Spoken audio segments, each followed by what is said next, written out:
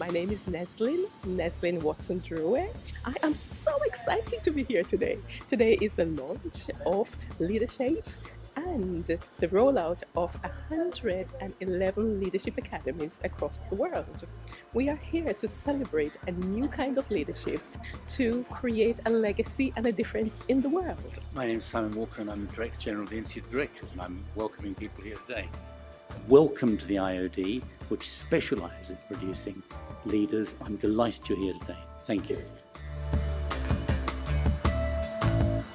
Well, what brought me here was Neslyn, and I'm very pleased to be supporting the launch of her Leadership in the Future activities. Well, it's about having focus, being clear about what you want to do, having a good plan for how you're going to execute that, and just whatever you're doing, absolutely believe in it more than life itself and have the passion to drive it through. And just think of a world that we could live in, or a country we could live in, where no young person goes on benefit and gets to rely on it. And for me, this is the leadership of innovation.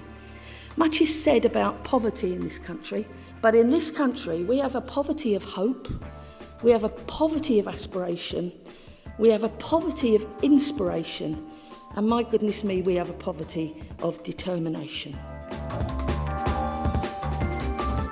The strapline is know yourself, be yourself, authentic, being authentic with skill, be yourself with skill, and look after yourself. And that last look after yourself is a bit that many leaders say, oh, that's a good point. I've not really been very good at that. But without your physical and emotional resilience as a leader, you are pretty lost. I think we've got a new generation of young men and women who are values driven, who they want a quality of life, they want an economic future, but they also want to know that the organizations, the businesses that they work for are contributing more than just making money.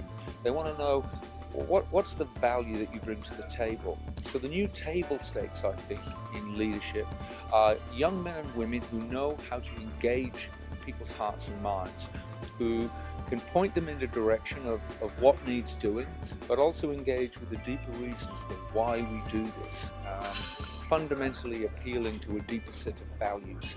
And the skills that leaders need, I think, to engage a diverse range of people in the marketplace today are fundamentally social and emotionally based rather than technically based. You can't lead a cavalry charge if you think you look funny on a horse.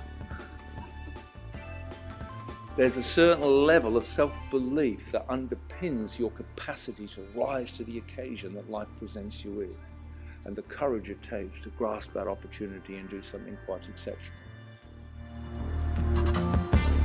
What Neslyn stands for is empowering people to take positions of leadership, and really believing that leadership is much more than heroic leadership. Leadership is something which we all can do, helping others understand that they can do the same.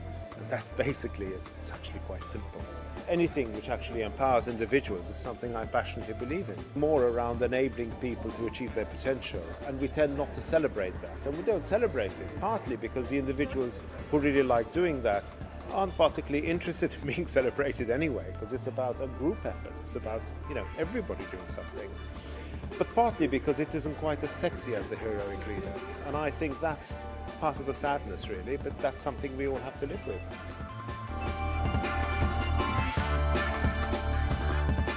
Leadership for me is about saying you matter, and because you matter, I want the very best for you. What I do is supporting others to really connect with what they're passionate about. What is it that drives them? What is it that matters? And why does it matter? And if it matters, then do something about it. I see the future of leadership as opening up all the boundaries that are there for people to really step into their power. As easy as that.